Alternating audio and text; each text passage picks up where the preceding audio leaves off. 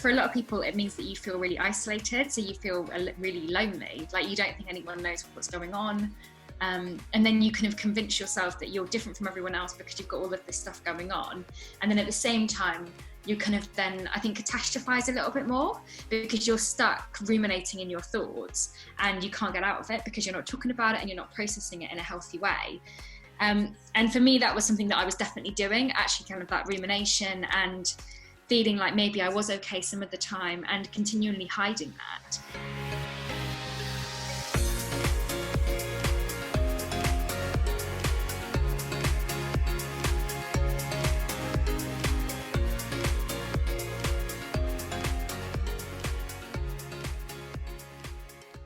Welcome back to the Believe in Yourself podcast. Today's guest is a leading international and award-winning speaker, author and mental health campaigner. Her most recent Dump the Scales campaign calls on the government to review eating disorders and has been supported by over 100,000 people. Please welcome to the Believe in Yourself podcast, Hope Virgo. Hi, thanks for having me. Absolute pleasure. I think the important question that we're all starting off with at the minute is how you're keeping during these times. Yeah, I'm doing okay, I think. I think it's up and down. Quite hard to predict like how I'll feel tomorrow. But tending to kind of know, I think I know what I need to do to stay kind of on track with my recovery and with my well-being generally. And just making sure, I guess, that on those difficult days, like got people around me to talk to, and kind of checking in with my therapist as well if I need to. Amazing. I think it's so important to remember that, like I said, they summed it up brilliantly. Every day is different.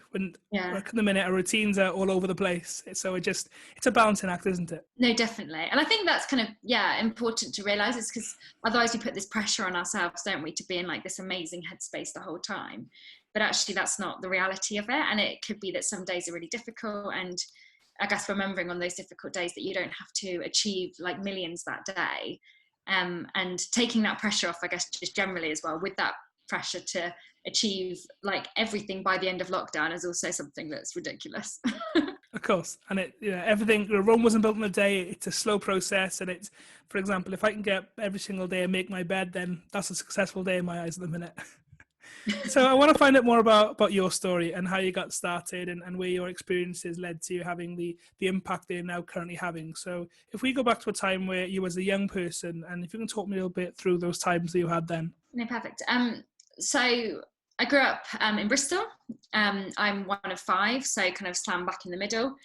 There's four of us who are really close in age, and then I've got a younger sister who's 7-8 years younger than me.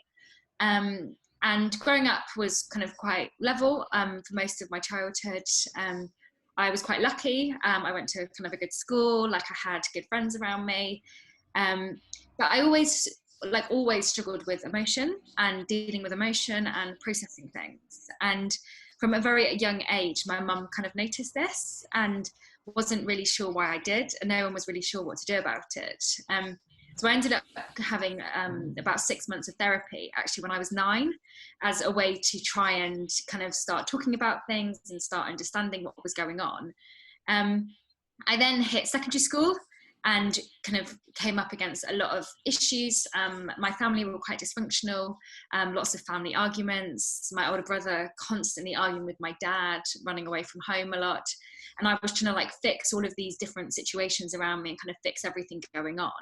And a combination of that and the fact that I was also sexually abused was kind of like something that just completely, like understandably now, but at the time I didn't really think about it, but completely just knocked me. And because I didn't want to talk about it with anyone, I kind of tried to bury all of these feelings away and tried to find other ways to cope with what was going on. And for me, that unhealthy coping mechanism came out in food. And from the age of kind of 12, 13 was when I developed anorexia. So starting to restrict a lot, starting to exercise a lot, and just kind of starting to keep all of this stuff really secretive from everyone around me. I really struggled, but I felt like the anorexia was what I needed at that point, kind of like giving me a bit of a purpose, giving me a bit of a value, and also just helping me to feel this sense of control over everything going on around me. And I think, like, looking back, there were times when I realised that I wasn't in the best place and probably wasn't very well. But actually over kind of over that kind of 4-year period when I hid it from everyone, predominantly in my head, what was going on was that what I was doing was totally normal, that it was fine, and that I didn't really want to talk about it with anyone just in case people tried to interfere too much. And I think that's a lot of things that, including myself, I think a lot of young people choose to hide how we're really feeling, because especially young people in today's society, we're scared to tell people and open up in case someone judges us based on our thoughts or what we're going. And especially young people in today's society, they like to have these reputations that they like to maintain. Why do you think it's such a problem, and what damage do you think it does to young people when they choose to bottle things up as opposed to speaking openly about how they're feeling? So I think a huge amount of damage. So for a lot of people, it means that you feel really isolated. So you feel really lonely, like you don't think anyone knows what's going on. And then you kind of convince yourself that you're different from everyone else because you've got all of this stuff going on. And then at the same time, you kind of then, I think, catastrophize a little bit more because you're stuck ruminating in your thoughts and you can't get out of it because you're not talking about it and you're not processing it in a healthy way. And for me, that was something that I was definitely doing, actually kind of that rumination and feeling like maybe I was okay some of the time and continually hiding that. And I think for young people, it can end up just being you can end up being really, really lonely, kind of going into school every day, pretending like you're okay. And like this comes up so much in the schools work I do, that kids are in schools just really struggling and they're unable to talk to their friends or their family about actually what's going on. And in itself, I get so frustrated because I'm like, that was what I was like and look what happened to me. But actually sometimes I think for young people, it's just really, really hard, isn't it? Because you've got all this extra pressure on you. And I think nowadays as well, there's that added pressure from things like social media and exam pressure and whatnot. Yeah, I think it's definitely something that young people are learning to deal with in different ways. And how did that affect your relationship with your friends at this time? So actually it didn't really, which I'm always amazed at actually. So with my school friends, we all stayed really close. There were points when I think they were slightly frustrated about what was going on, where they wanted to try and talk about it and I didn't want to. But most of the time they just were kind of there and kind of supporting me. We didn't talk about it ever, but they were just kind of always going to be there. They were also really patient with me. So kind of accepting the fact that maybe I'd cancel last minute in the evening if I didn't want to go out for dinner with them, or I'd turn up to things late. And I think they kind of just accepted it actually. I think it's really difficult though if you've got a friend who struggles with their mental health, because you have this kind of like, I guess this feel like you have to, or you want to even fix that person. And quite often we can't fix that person and it's not up to us to fix them. It's about that individual actually. Yeah, that individual kind of accepting they need that support and talking about things. So I think for young people, it can feel really, really challenging when you feel like you're losing your friend to this mental illness. And talking about perhaps losing a friend to mental illness and having the ambition to want to help people, to help everyone, especially help your friends if they are going through a mental health problem, what would your advice be to young people if they are trying to necessarily fix them as such? So I'm firstly a firm believer in direct conversations. I've always been like that, going kind of straight direct when I kind of need something or want something. Sometimes it works, sometimes it doesn't work. But with mental health, I think it's so important to have those direct conversations, definitely initially. So if you've got friends that you're worried about, it's about having that direct conversation with them, asking them kind of what's going on, saying you're worried about them, sharing kind of where you feel like you might be worried about them. And then once you've done that, quite often they'll be quite kind of standoffish, potentially kind of shut down a little bit, be really defensive, say nothing's the matter. And when that happens, I think then it's about just being patient and going back to that person and checking in with them a couple of weeks later and just being there alongside that individual.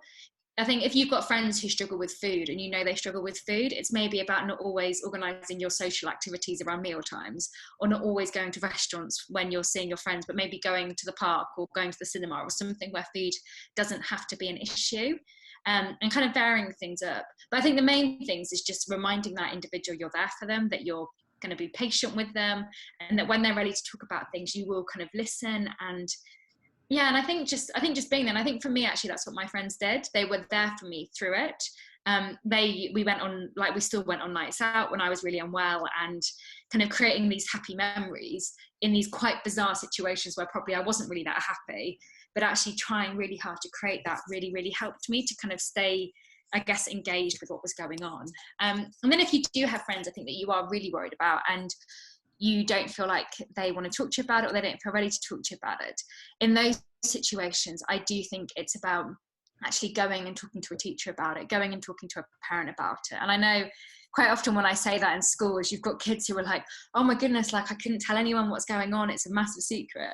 But at the same time, actually we need to have that open dialogue. And I think it's better to lose a friend kind of through telling a teacher than lose a friend through them suffering with their mental illness. No, I completely agree. I think it's such an important lesson there. The opportunity, but the importance of looking after yourself is number one. And if you can look after yourself, then you can help look after other people, and then also take care of the people you have around you. So coming back to your experiences as a young person with your eating disorder, did your parents realize that this was something that you was going through, or was it something that was you chose to hide from them? So I chose to hide it from them completely. So managed to hide it for about 4 years before anyone did anything. Then eventually my school contacted my mum. I went to my GP, and then I was referred to the Children's Adolescent Mental Health Services, so CAMS.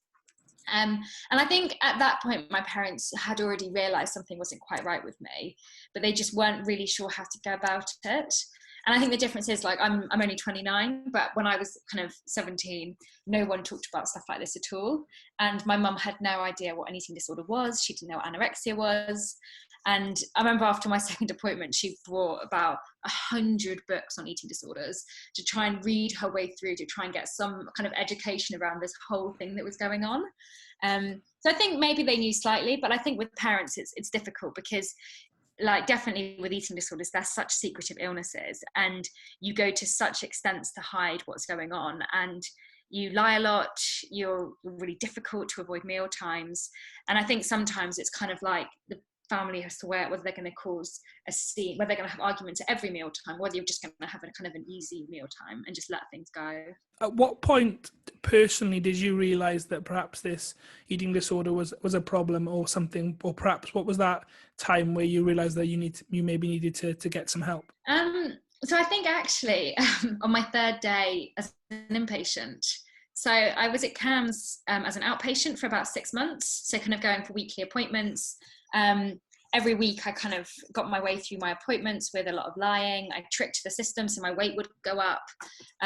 So subconsciously, when I think about that and reflect on that now, I'm like, I must have known that something was the matter if I was finding these ways to trick things. But at the time, I just didn't really realise it was a problem. And then eventually I was admitted to hospital. And I remember for the first 3 days, I just couldn't get my head around it. I didn't think I should be there. I didn't understand it. And I was just so angry. I was like, I'm 17 years old. I'm stuck in this hospital with like all of these people who are so much younger than me. And I just didn't think I should be there. I think as well, like, there's so much stigma with mental health services that as soon as you're kind of shoved into a mental health hospital, you get this like added fear of what people are going to be saying, the gossip people are going to be thinking. But no, so my kind of, I guess my first breakthrough was on that Friday night. So been in hospital for 3 days, and up until this point, I was just in denial about the whole thing. And this nurse came in on the Friday night to see me, and she brought with her these massive pieces of paper, and she marked on where my head was and where my feet were, and got me to draw how I imagined myself on one of these pieces of paper. Then on that same piece of paper, she traced around the outside of me, so I kind of laid down on it. And then I had to stand up and look at the pieces of paper. And it was just, the images were so different that despite the fact that my eating disorder wasn't caused by bad body image, the body image aspect became so wrapped up in it. So I had this completely distorted body image. And for me, just having that concrete evidence was just what I needed to actually have a bit of a breakthrough about actually maybe I do have something the matter with me, and actually slowly start to just accept things again. But I think it was, I have never had a moment where it's been like a light bulb kind of I click moment, and definitely not throughout that year in hospital. I think it was the hardest year of my life, actually, kind of getting to a place where I was a healthy weight again, but then also kind of learning to talk about things and learning to deal with all of those feelings that you face. And what I quite often say is, like, actually for me during that year, every single morning I had to get up and I had to accept that I had an eating disorder and choose to actually kind of recover and get to a good place that day. And what was kind of that one step after you've had that breakthrough moment, or not necessarily the light bulb moment, but the breakthrough that you perhaps saw yourself in comparison to what you thought you were seeing to actually what was the actual reality in front of you? What was one of the first things that you did in regards to start that recovery process? So I decided that I was going to eat. So I started to kind of comply with most of the meals over the next couple of weeks. And then gradually starting to actually talk a little bit more about things. And I think for me, like the more I talked about it, actually, the easier it became to eat, because I was then having this healthy space to offload all of those emotions and process things that had happened to me. So I think that really helped. And I think the other we had this group actually after every meal time, and it was such a basic group, but we basically would go into this room and talk about the meal. And it sounds ridiculous. Like when I talk about it, I'm like, people are always like, how can you talk about a meal? I'm like, trust me, there is so much to say. But we literally would go into this room and all of us would just talk about all of these emotions that meal had turned up. So like feelings of failure, feeling guilty, everything like that. And just having that space again to talk about it and choosing to talk about it openly really, really helped actually. And I think for me, having that space to do that in that kind of controlled environment, and really, really helped. And I think as well, like I had definitely for the first probably for the majority of my time in hospital, I didn't have a choice about eating. So it was something that was like you had to do. And if you didn't do it, there were consequences.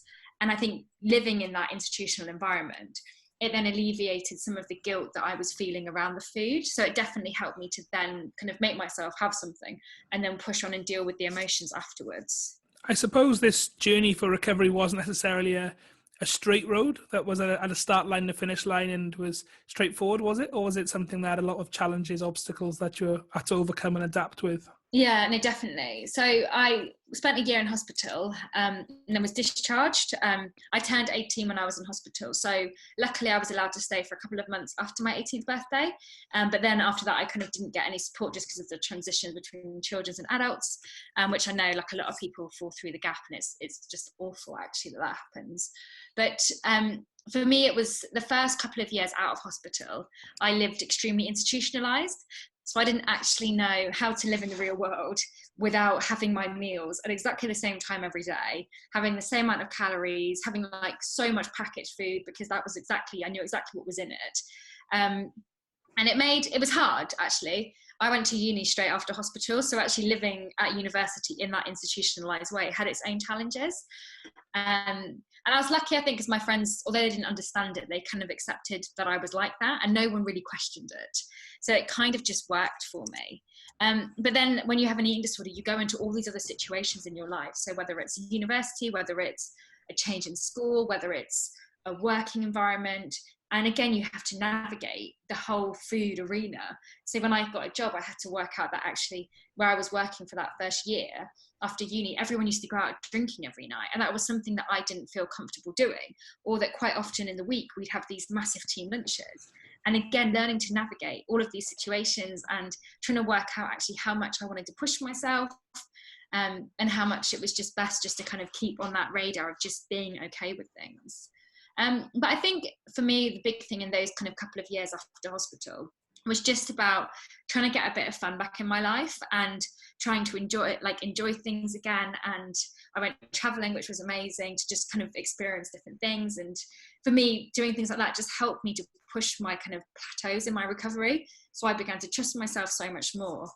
But it does have challenges. And I think, so I relapsed in 2016 after my grandma passed away. And my relapse, and I hate saying this because I don't think it should be said like this, but I just always say it like this, is I didn't relapse too badly. So it wasn't like I hit that crisis point again with regards to my eating, but I knew what was happening. And I knew that I had to get that support, I had to get some help, just in order to get myself back on track. And unfortunately, because I wasn't underweight, I wasn't able to get any support. And I remember just feeling at a complete loss after that appointment, and ended up going on medication actually because there wasn't any therapy available for me. So it was kind of like something they could give me to try and help alleviate some of what was going on. But actually once I came through that, then actually realizing that there are different challenges that we face throughout life. And I think a lot of people with mental health problems, we function very highly and we know what our coping mechanisms are, we know what our triggers are. And then these little things happen, like someone dies, or you have a family emergency, or we have a whole pandemic. And then all of that stuff, then you have to start to reassess that. And you reassess actually how much were you functioning at that high level? How much extra support do you actually need? And for me, the whole idea with functioning is something that I've had to learn and deal with. And my one way of really pushing it is just challenging myself with food all the time and challenging those boundaries every day as a way to push that kind of functioning nature. But I think, again, it's an ongoing issue, I think, in an ongoing state that I'm in. And what have you learned from that lesson of kind of, like I said, then relapsing and come back to, in comparison to where you were all those years ago to where you were back in 2016? What was the biggest lesson? Because I think all of us relapse, and all of us have times where, you know, we take a couple of steps backwards and we have to reevaluate where we are to actually move forward in the long term. Yeah, and I completely agree with that. So just before I relapsed, I think I'd got myself into this false sense of security in my head where I thought I was 100% recovered. I kind of convinced myself I was one of these miraculous people who had fully recovered, and it was just ridiculous. But since coming through my relapse, I definitely know my brain so much better. And I know now so much more so what I need to do to stay well.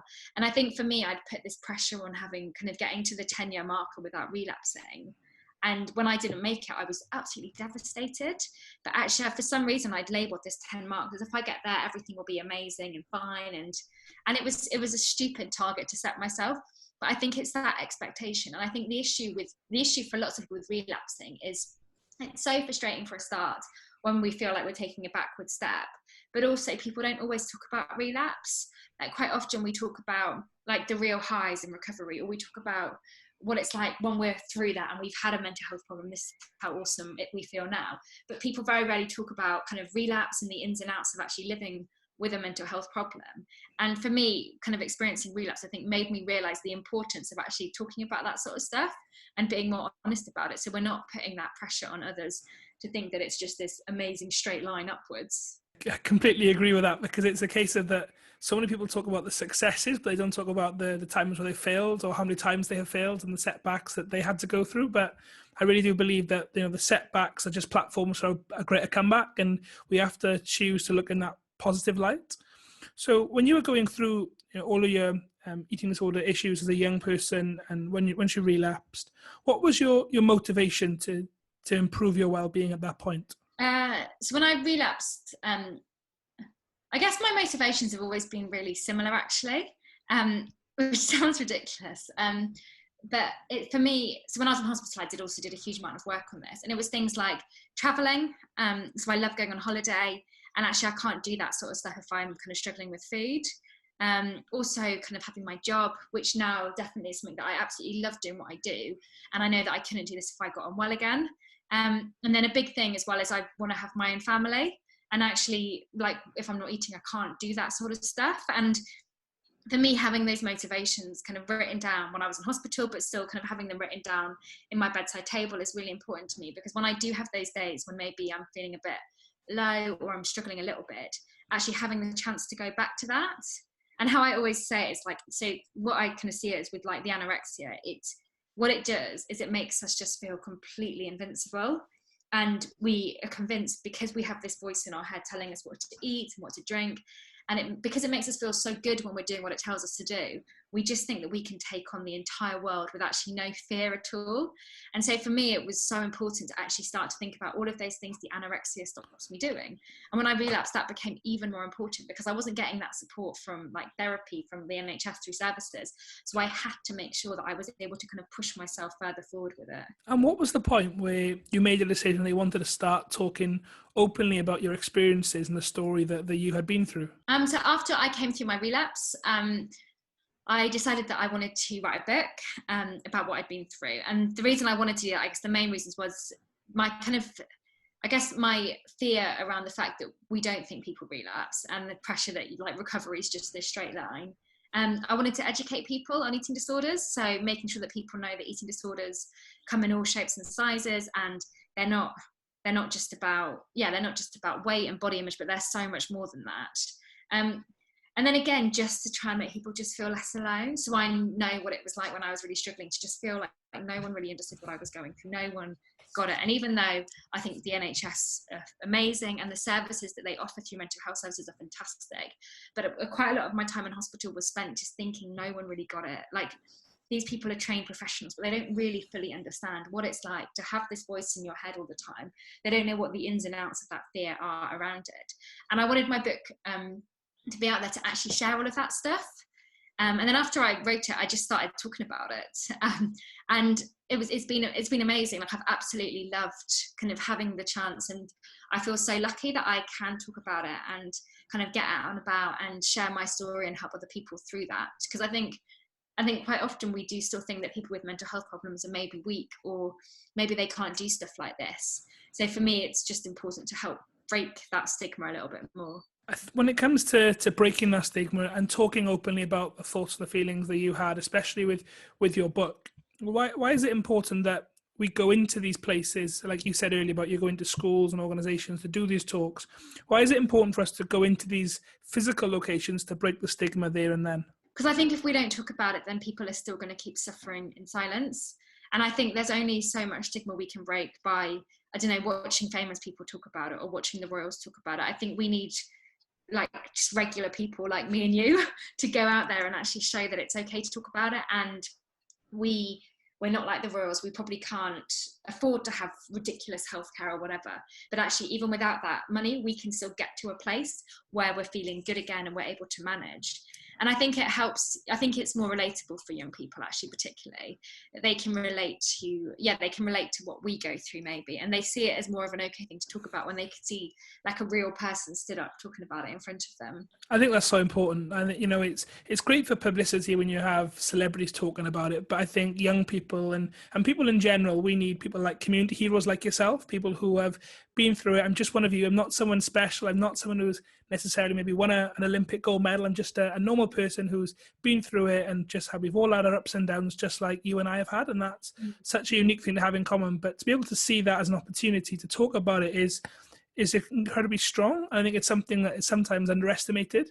I know a lot of us go through certain things, thoughts, feelings, emotions, and stories, and we don't feel confident to talk about it. So why do you think it's important that other people share their weaknesses and their vulnerabilities to normalize the conversation? Because I think everyone should be talking about it. I think it's about making a level playing field where everyone has the space and feels okay talking about it.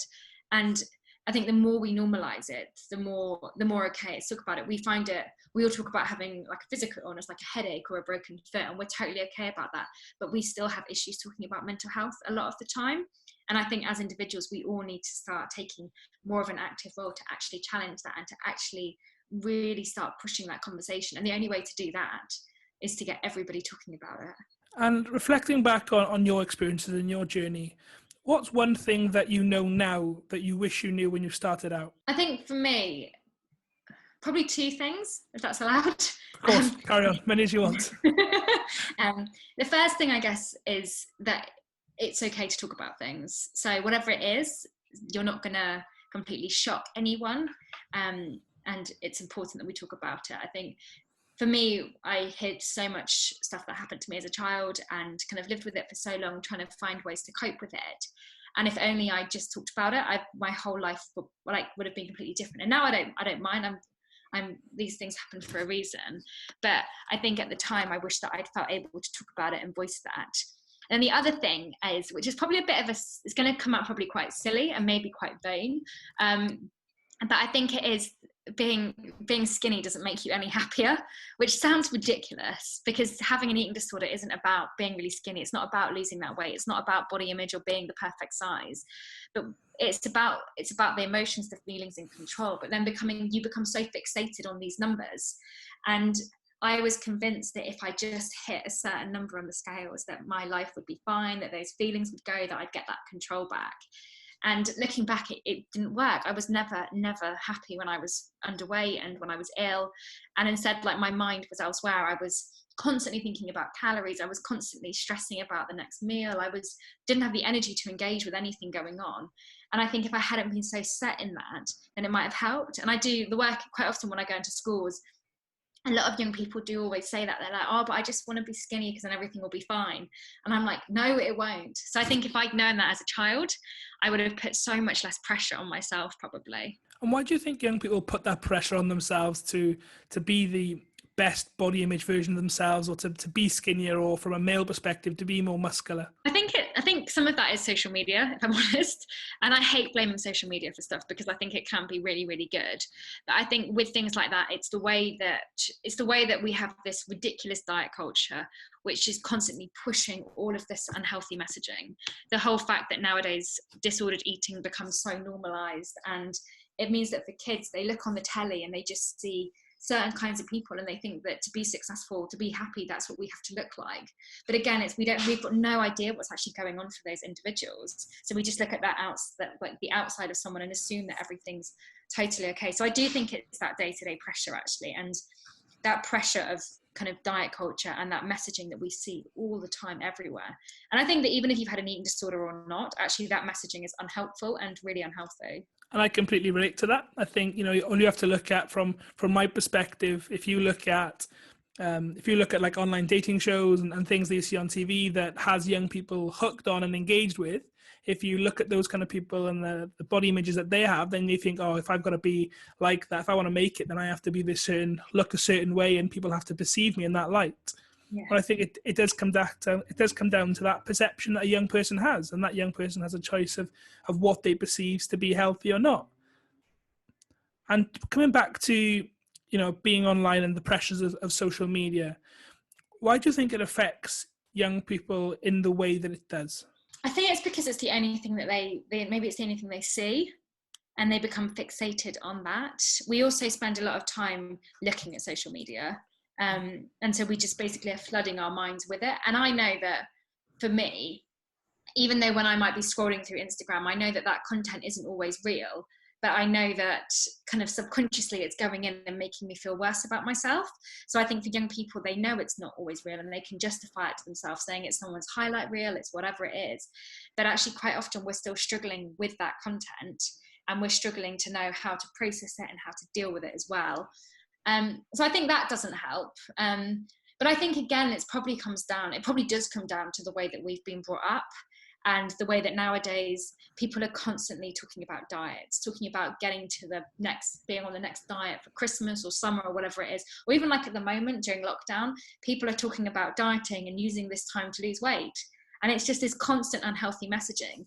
And to be honest, I think it's really difficult to avoid. And then for young people particularly, and even for adults too, it puts this image and pressure on you that actually you have to shrink yourself to be okay. And talking about, obviously we talked there about the impact that social media has had and is having on young people, but also in every way, shape or form in all of our lives.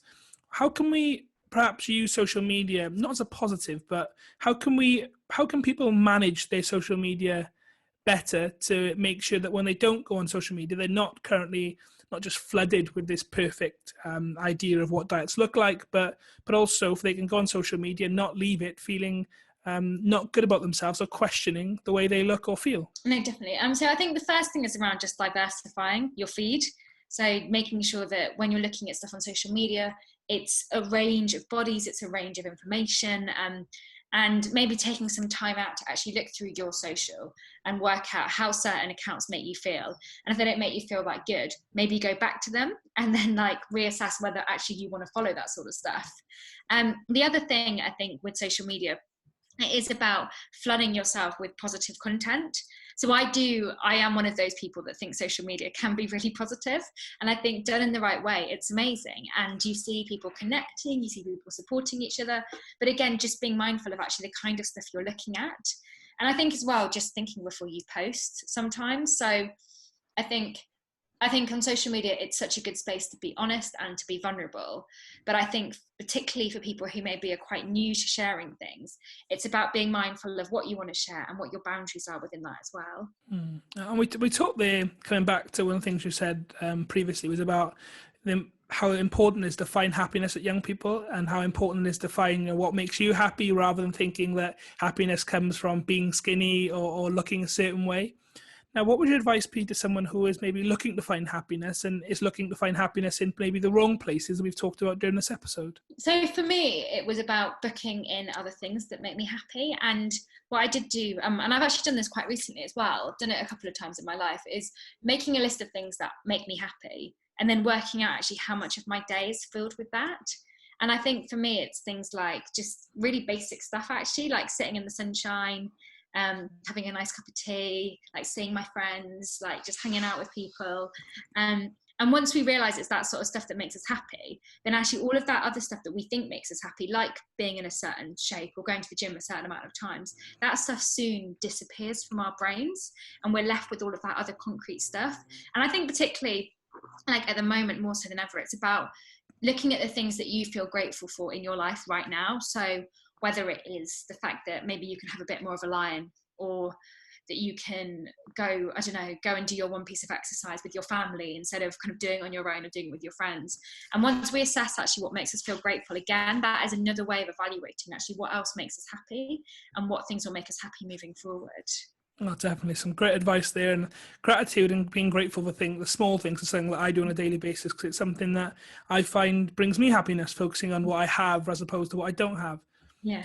I'd love to move on to find out a little bit more about your Dump the Scales campaign and, where the inspiration came from for doing that and where it is now. So the Dump the Scales campaign came from, I guess, the fact that so many people get turned away from services for not being kind of underweight. And so this happened to me when I relapsed, but when I started then talking more openly about my experience and what I'd been through, I realized that actually this is something that happens to so many people on like a day-to-day basis across the whole country.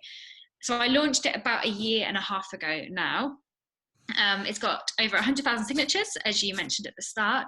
And it's been taken to Parliament a number of times, been debated quite a few times. I took it to Downing Street last year. And we've recently just launched this resource with South West London and St George's Hospital, which I co-produced with them, and like a number of service users, so people with anorexia, bulimia, binge eating disorder, and people who don't really fall into one of those set categories as well. And the purpose of this kind of work, I guess this spreadsheet thing, is to be rolled out across the whole of South West London as an educational piece, so that all frontline staff will have some understanding around eating disorders. Particularly at the moment, when we do have this lack of funding in place, there is still stuff that frontline staff can do, that GPs can do to reassure these individuals that we know they're struggling, but there isn't services in place. And sometimes it's just about reminding the frontline staff, and particularly GPs actually, that you need to take someone seriously when they present with an eating disorder. So it's been really good. I think frustrations obviously is at the moment, there's a lot of other stuff going on. During Brexit, there was a whole kind of cabinet reshuffle. So the people that I used to work with on the cabinet got moved out and there's new people coming in. So it's kind of when that happens, you kind of go back to the groundwork again and have to learn to navigate like a whole new system. But I'm still doing a lot of work at the moment with the government, despite kind of all of this other stuff going on, and just hoping that in the next couple of months that we can really get kind of some real steps forward and a real commitment from the government to actually take this forward. And what would be your ideal commitment to take this forward? So I'd love them to commit to leadership, so taking leadership over this whole issue, and for them to enforce the guidelines to be rolled out properly. At the moment, they're quite often saying they know it's an issue, they know it's a problem, but the guidelines are there. But actually what we need is that concrete leadership, and then combining that with this resource that I've produced, then actually coming at it from both sides means that everyone will feel equipped to deal with it. And it would just mean that more people who are kind of presenting with eating disorders at their GPs will then get that support they need and be taken seriously. And I love that aspect of taking seriously, because I think so many people often do talk about what we do and the work that we are doing, but it comes that state of, we know people who go through these issues perhaps challenge that to say, well, come on, we can be doing a lot more.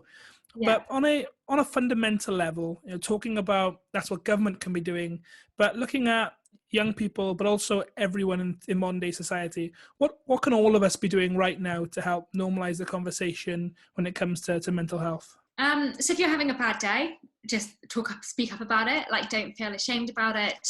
And if you are having a bad day and you say to someone you're not feeling great, like, no, they're not going to try and fix it. And maybe even say to them, what I sometimes do with my mum, I'm like, I don't feel great right now. Please don't try and fix this. I just want to tell someone. So actually you can always caveat it with that as well. So I think the first thing is, yeah, definitely speaking up about it. I think with eating disorders, it's about being mindful of the kind of conversations you're having. So avoid talking about diets all the time, avoid talking about healthy eating and how much exercise you're doing at the moment. And as well, with things like that, it's also being mindful about the kind of things that you're posting on social media. So maybe think before you post about, I don't know, your green kind of lurky smoothie drink that you might be trialing out over this period, because actually that content again is really triggering. And then I think as well, just if you've got someone that you're worried about and you ask how they're doing, if they say they're fine and they're not fine, it's about asking again. So actually asking people how they're doing and keeping on checking in with anyone. And I think at the moment, like, that communication is just essential, and like whatever anyone's feeling is okay. And there's no right way to feel on a day-to-day basis, particularly at the moment, but actually generally in life. And it's about remembering that whatever you're feeling is totally valid. And by all of us talking up about it and speaking up about it, I guarantee it will just make this society just a much better place. Incredible. I think there's some great outcomes there that we can take from that. Before we finish off on the last bit of this episode, I just want to take some time out to acknowledge you and the amazing work that you're doing. I think the more people we can get talking about the problems and the difficulties that you've been through openly and as honestly as you can, then the world is going to be such a better place. And I think schools, like you said in this episode so many times, is that, you know, schools is the key place to do this. I think, you know, the more time we can invest building stronger children, the better off they're going to be as they're grown up. And I just want to say a massive thank you for all the work you've been doing on the Dump the Scales campaign, and also really being a fantastic mental health advocate for the campaign, and not just for the campaign, but for every person who has been through an eating disorder and has had these mental health problems. I think you're an incredible ambassador. So I just want to personally thank you for doing an amazing job. Oh, thanks. More than welcome. So, and if people want to find out more about Hope Virgo or your book, Stand Tall Little Girl, where can people find you and interact with you? So I'm on Twitter, it's just my name, Hope Virgo, and then on Instagram as Hope Virgo with an underscore. And then my website is www.hopevirgo.com.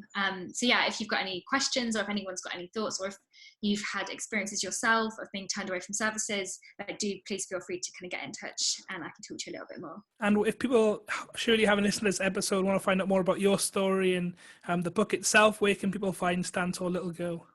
So the book is available on Amazon, and also on the Trigger Publishing website as well.